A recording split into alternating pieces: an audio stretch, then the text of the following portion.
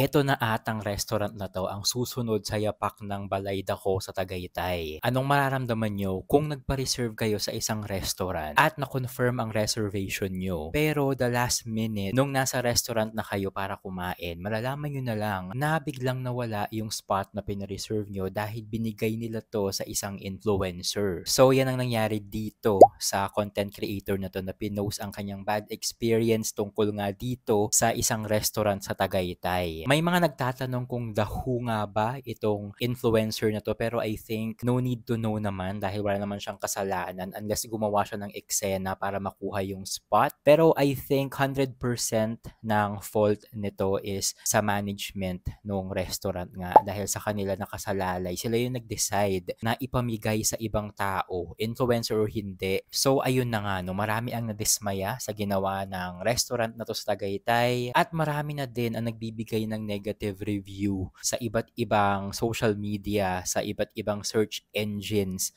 tungkol nga dito sa restaurant na to na walang isang salita. At kung matandaan nyo nga, ganito din ang nangyari sa Balay Dako. Tinadtad sila ng negative review, bumagsak yung review nila dahil sa nag-viral dito nga sa Aspen issue. So, lesson learned to, no, sa lahat ng mga business owners, hindi lang sa Tagaytay, na ayusin nyo yung mga business decisions, yung services nyo, dahil iba na ang panahon ngayon. Isang post lang sa inyo ng customer nyo, posible na masira yung reputation nyo online. At kapag yan ay nangyari, ayun nga, uulanin kayo ng bad reviews at posible na masira ang negosyo nyo in the long run. So, ayun, wag basta-basta magbigay ng spot, especially kapag may reservation fee kayo na siningil, ayan, dahil lang may influencer na pumunta sa restaurant nyo. Wag ganun.